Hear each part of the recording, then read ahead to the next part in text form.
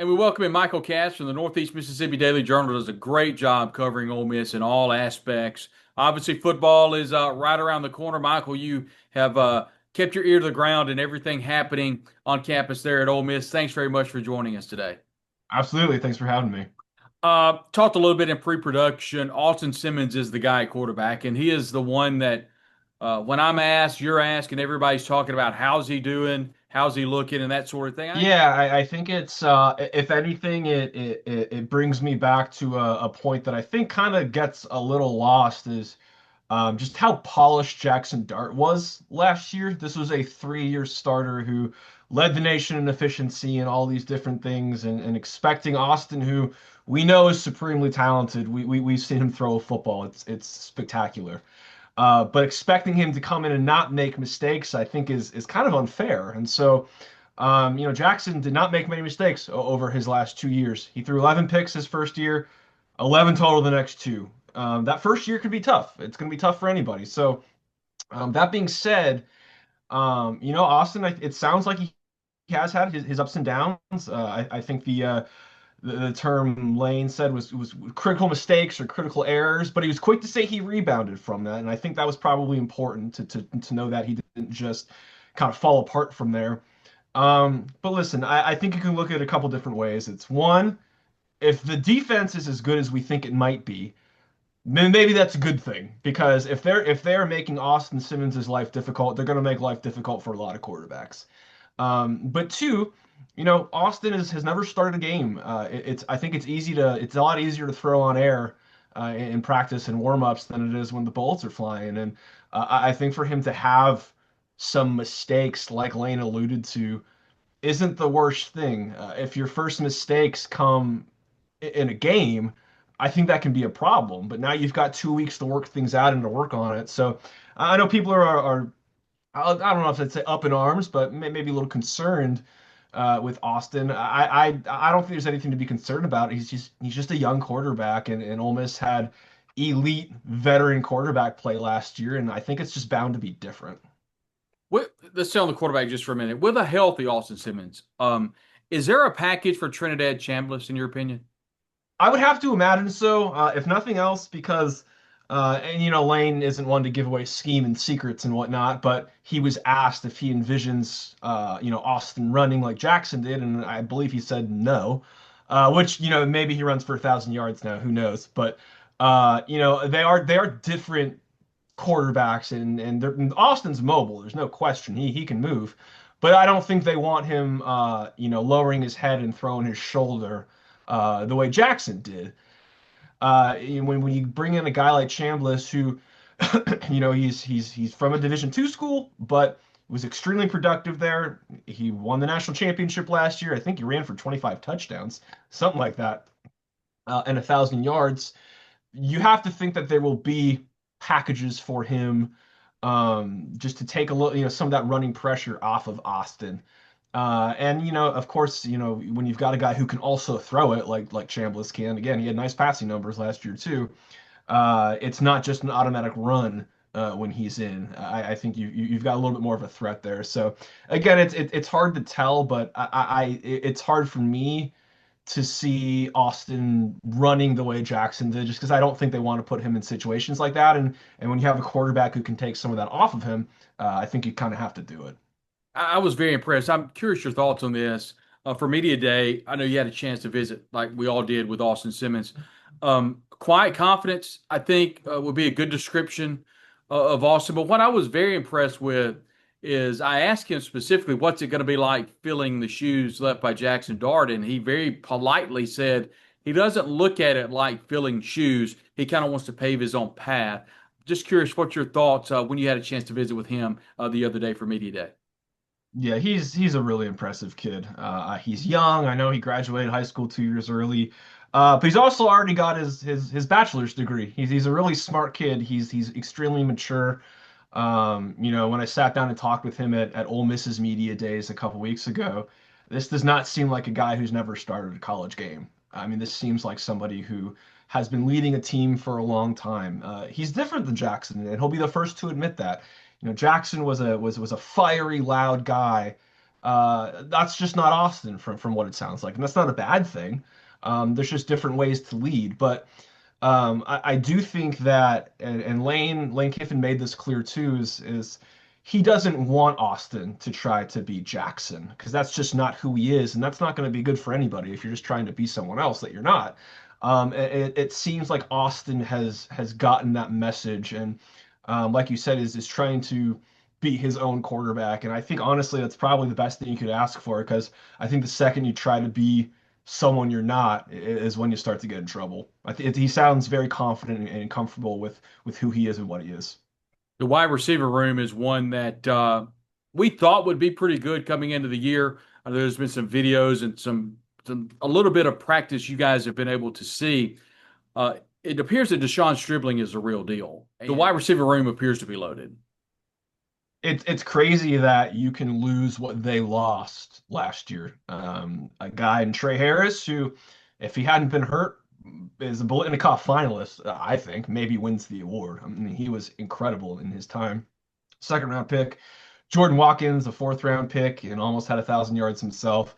Juice Wells was a 600-ish guy, yards-ish guy, and you return Caden Lee, who had almost 900 yards quietly last year, but you bring in all of the talent they did, and it's Deshaun Stribling, it's Harrison Wallace the third, and it's Deuce Alexander, it's Traylon Ray, it's all these guys who were four-star transfers, and Lane said this is the deepest receiver room that he's had since he's been at Ole Miss, and I don't know if deepest is necessarily the same as best, but at the same time, for Lane to say that with the receiver rooms that he's had, I think is pretty complimentary. Stribling he sort of reminds me of Trey Harris in body type and the way that he can play. You just got a lot of, Caden Lee can do out of the slot. You've got a lot of guys that can do a lot of different things, and Lane alluded to this a couple days ago, where when this offense is at its best, you're rotating, right? You're rotating guys in and out, and you're going fast, and there's no drop off in the fourth quarter when the game is potentially on the line, when you can go as deep as it seems like they can at receiver and not have a drop off, it sounds like they're the first group, whatever it ends up being, and the second group and third group, there's not going to be a huge difference, and I think that seems like it's going to be it's going to be quite beneficial for them at the end of games. The recent scrimmage was not available to the media, but there were reports that leaked from that scrimmage that Austin Simmons may not have the best day, and also that offensive line may not have protected as well. I think there's probably some combinations of maybe some struggles there, but also how well that defensive front has been for Ole Miss during the preseason camp. I did speak with Bryson Sanders, as we all did during preseason, or should I say media day on campus. He really wants to be the center. I don't know if that happens. Do they move Patrick Kutas down to center? And is there a chance a freshman like a Devin Harper could step up and get significant snaps? And Yeah, the offensive line I think is for me one of the biggest questions, and it's not necessarily a bad way. I'm just not sure what it ends up looking like. Again, in the scrimmage that we weren't able to see, it sounds like there were some ups and downs with them. But again, part of that is probably due to the defensive line that Ole Miss has being extremely good. And that's again, it's if that's you're going to see one of the best defensive lines in the country every day in practice, it's going to make you better. But I know they've had some injuries up there. I don't know about the freshmen playing. I think it's possible. But they brought in a lot of transfers with experience or guys who have at least played major ball, which would lead me to believe that they're probably going to be the ones in there. But that being said, if someone's not working out, then you're going to put the best player in. If it's a freshman, so be it. I do think the center situation. Kudus hadn't been practicing a ton. We saw him getting snaps at center in spring, and he's working out, doing snaps on the sideline as well. But it does seem like I think it feels like it would be hard for it not to be Bryson Sanders, just because I don't want to say they need it to be, but I think that when you recruit a guy and you sort of groomed him to be the next in line, and then you don't put him in. I think it's kind of hard to sell to recruits, right? Like, why would you come here if you're just going to get replaced by a transfer? And I think he's a really talented kid. He was a four-star prospect. I think that I think they really, I don't want to say need him to be the center, but it's hard for me to see it not being him, just because I think there's a lot riding on it. I think good news for Ole Miss. If you remember last year, a walk-on wide receiver at running back against Florida when we were in Gainesville, which was problematic. Depth appears to be back in that running back room with the transfer of Karan Lacey. And then you talk about Logan Diggs from Notre Dame and LSU. And then I think a guy that I'm interested in seeing is Damian Taylor, kind of a bruiser, the senior transfer out of Troy. Those are just three running backs that add some much needed depth to the position. It seems like they learned from last year that you can never really have too many running backs. As we saw, there were some crucial moments in games where they couldn't quite close things out. Again, when you lose 3 games by 13 points, it's a couple runs here and there. It's being able to convert fourth downs or goal line situations. And towards the end of the year, they just were not able to do that. It really hurt when Henry Parrish got hurt. It really kind of all fell apart from there. But they really did retool that room. I know that Logan Diggs was there last year, but he only played in 1 game. I almost consider him a new addition just because I think he had 1 carry in the Gator Bowl last year. He's a guy that's run for 1,700 yards in his career at Notre Dame and LSU and a little at Ole Miss. He's really talented. He's a guy who you know what you're getting.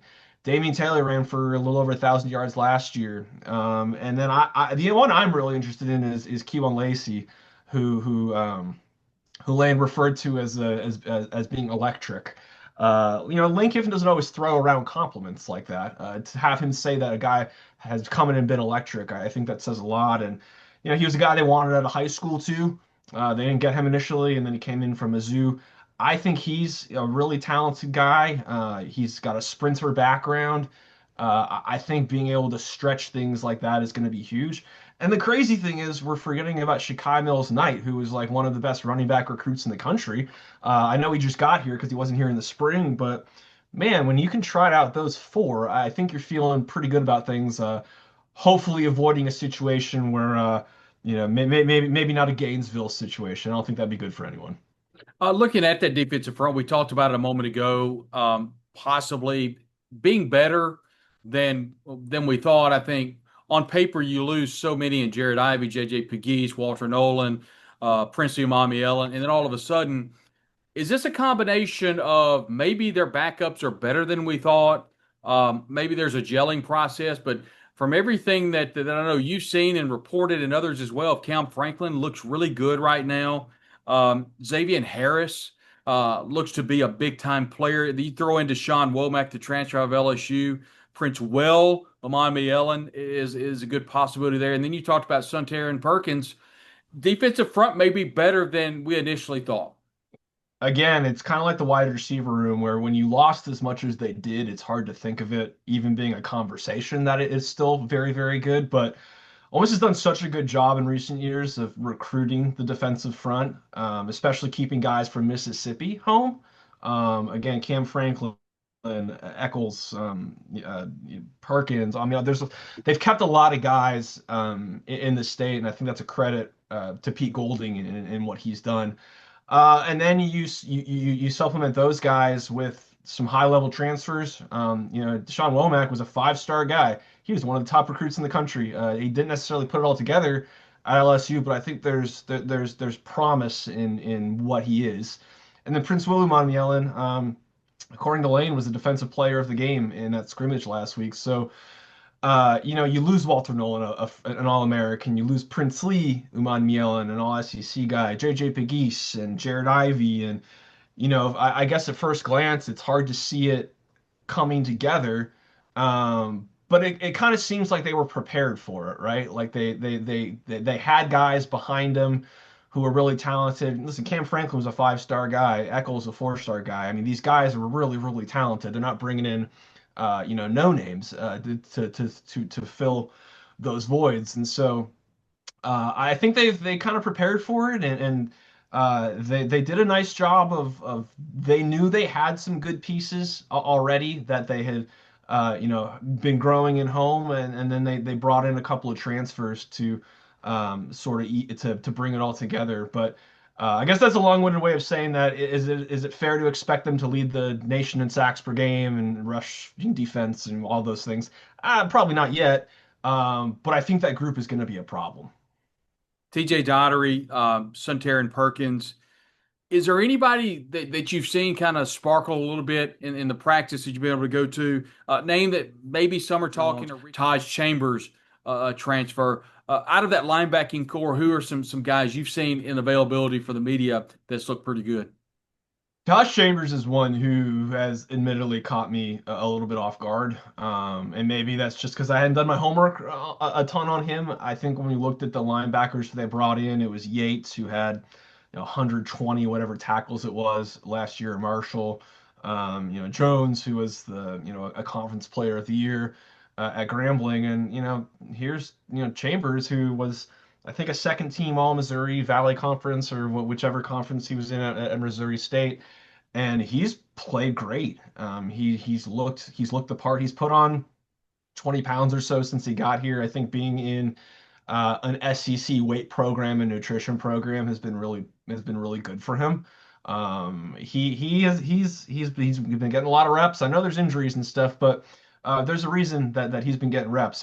He's really surprised me. I was not expecting him to get as much run as it appears he has. I think that one has been I think probably a pleasant surprise for Ole Miss. And then the position that I've had question marks throughout the summer and leading into preseason camp is the defensive backfield. Ton of transfers. You got Jalen Braxton, who's been injured, Sage Ryan from LSU, Nick Cole, the redshirt junior, and then Kapina Gushkin, the senior transfer. Kite, the transfer out of Auburn, has been discussed a lot and a lot in the practice reports that we've seen. Your overall thoughts on that secondary that's losing John Saunders, that's losing Trey Amos, who's playing really well in the National Football League. A lot of questions there in the secondary. I think we kind of like the way that we took for granted how good Jackson Dart was last Yeah. year. I think we take for granted how good Trey Amos was last year. I mean, he was a lockdown SEC corner, and he's doing it in the NFL now for the Commanders. Those guys don't grow on trees, and maybe one of these guys does turn into that. But it's kind of hard to tell who it might be. Like you said, Kite has shown flashes. Again, he's a talented guy. He's played.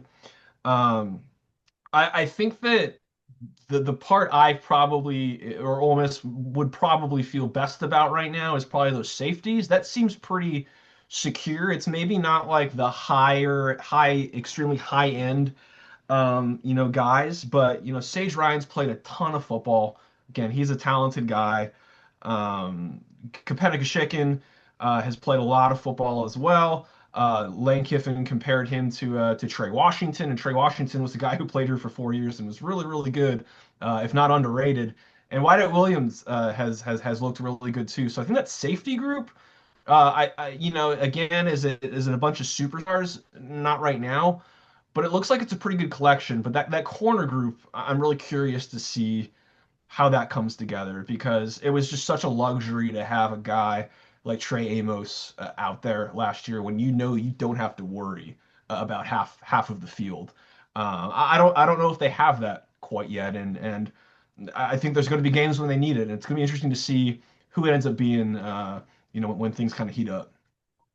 Last year, Ole Miss was 5 games into the season, and quite frankly, Mike, we didn't know how good they were. And the schedule was very, very easy last year.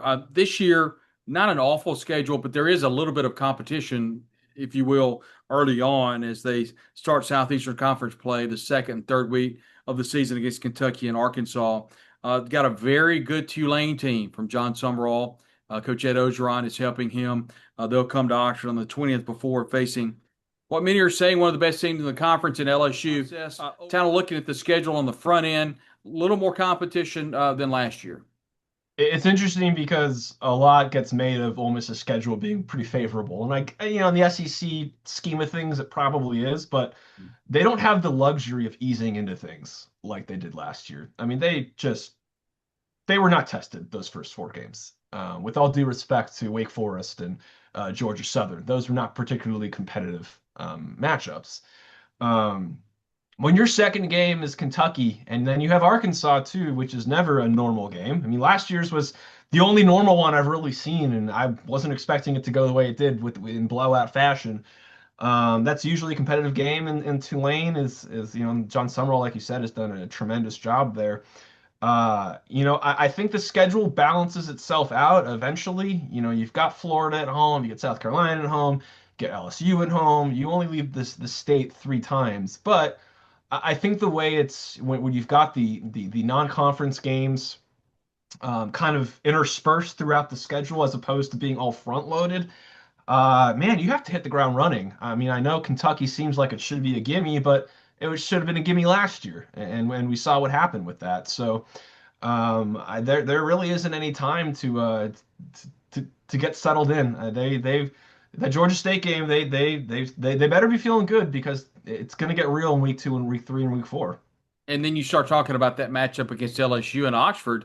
The Tigers could have two losses, as they've got Florida prior to that and open up with Clemson. So the Tigers, who knows where they're going to be at that point?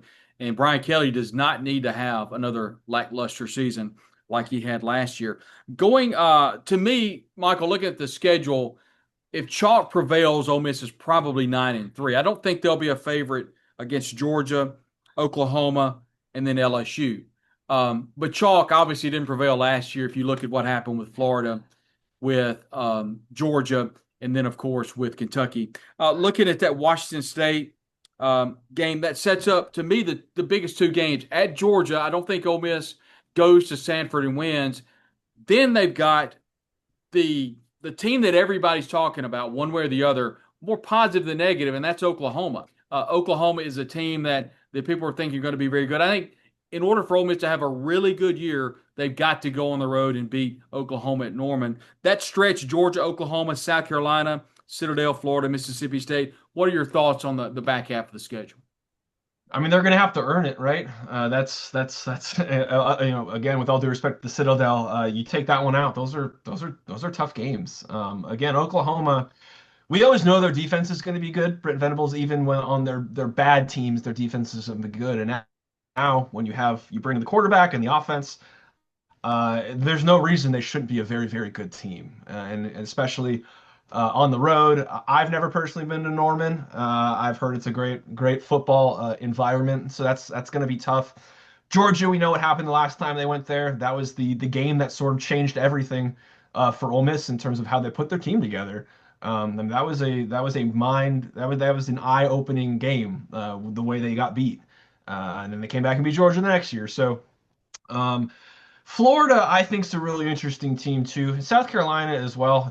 I know a lot of people are really, really high on South Carolina, and with good reason. They had a really nice season. They've got a great quarterback in Lenora Sellers, but Ole Miss beat them up pretty good last year. I mean, that was a butt kicking, and I know every year is different, but you get them home this year too. So you don't you're not nothing is ever chalk in the SEC, but you got to feel pretty good about that one. And then Florida, kind of like Kentucky, if there was ever a game that you think this team is going to get up for, it's got to be a game like that because Florida, that game was the end of their season, really. I mean, that the way that whole thing went down, you had the playoff, it was right there, and it just got away from them. I have to imagine they're going to be pretty up for that one. And obviously, there's been a lot of conversation about DJ Lagway and his health and all that sort of stuff.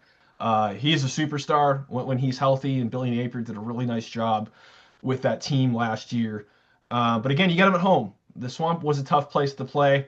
Again, I think you like your home field advantage. And then the Egg Bowl. You just never know what that thing's going to be, man. I think State's going to be improved from last year, especially if the quarterback stays healthy. I think Shapen's actually a pretty nice player when he's healthy. I think he can really make a difference. He was having a really nice year last year before he got hurt, and I know the expectations aren't super high for them, but you would have to think they'll be better in year 2 under Jeff Lebby. And as you know, the Egg Bowl, weird things happen. The better team doesn't always win. Just sometimes it's weird coincidences that happen, and that one's in Starkville too. So again, that's an added element, but they're gonna have to earn it late. And I know it's a quote unquote favorable SEC schedule, but there's gonna be some tough ones in there. But I've said this to a few other people. I could see this team going 9-3 and not being nearly as good as last year's team. You know what I Completely mean? agree. I completely agree. I mean, this was the number two scoring defense in the country last year, the number three scoring offense, all these draft picks, two first rounders. I mean, just all this publicity and hype. And, you go 9-3 in the regular season, when your bowl game, it ends up being a nice year. I could see this team winning 8 or 9 games and not being anywhere near as publicized or statistically as good as that team last year. But everything that went wrong in close games for them last year did go wrong. You'd have to think some of that evens out a little bit. And if that does, I think they're in better shape than people think. Yeah, remember the 23 season, Lane made mention they were 4-0 in close games. Last year, I think they were 0-3. So definitely something to watch. By the way, if you haven't seen the Netflix series, I enjoyed it. It's kind of inside baseball with the Southeastern Conference teams. Not everybody participated. I know Lane was asked about that, and he had he had a very lame answer as to Sure why Ole Miss did. did not participate. I thoroughly enjoyed it. And if you wondered if Mississippi State really doesn't like Ole Miss, just check out episode 5 and you can learn real quick. Just hold your ears when you're listening and don't watch around young children. What game on the schedule are you looking forward to? I am actually really looking forward to that Oklahoma game. I think that one is low key, and that's not make or break, but I think you're going to learn a lot about Ole Miss in that game because it's on the road. It's against a team that they were what 18 or 19 or whatever they are in the AP Top 25. They're a preseason top ranked team. We're gonna learn a lot about Ole Miss in that game. Obviously, I'm always looking. LSU is always a barn burner. It has been the last 2 years. That's always a fun one. But I think you learn a lot about teams when they go on the road and if they can take care of business or not. They weren't able to a couple of times last year. Now they did South Carolina, and that was to their credit, and that was a really impressive win. But they almost got it against Florida. They almost had it against LSU. I think if this team is going to win 8 or 9 games, particularly 9 games, I think that Oklahoma game is going to be huge. And a big key on that, it's following the road trip to Georgia. Are you kind of 8.5? Are you kind of leaning 8-4, 9-3? Is that kind of where you're looking? Yeah, I'm pretty firmly there. I would be surprised if it's 7. Mhm. And I would be surprised if it's 10. I mean, I could see all those things happening because you just never know. But 8 or 9 seems about right. I think that if nothing else, Lane Kiffin's earned the benefit of the doubt with the way that he's built this program up. They've been really consistent over the last few years. An 8-win season was considered a debacle a couple years ago. I mean, imagine that at Ole Miss. That would have been a really really good season under certain in certain tenures. So I think that they're just a really consistent program right now. They've built up the talent. Lane, he knows what he's doing here. He knows how to win here. So it's hard for me to see them under that 8.5 significantly. I think 8-9, 8 or 9 wins sounds about right. And if you're at that 9-win mark, you're in the conversation for the playoff. They were last year. There was a whole conversation about a few teams that maybe should have been in with 3 losses. If Ole Miss is in that 3-loss realm, it's hard not to see them being in the conversation, especially if they win a couple of those big games, LSU, Oklahoma, whatever it may be. He's Michael Katz, does a great job covering the Ole Miss athletic program. Be sure to follow him on Twitter/X at Michael L. Katz, Katz, or follow all of his work at djournal.com. That's the Northeast Mississippi Daily Journal. Thanks, Michael, for joining us. We'll talk to you soon. Appreciate you. Thanks for having me.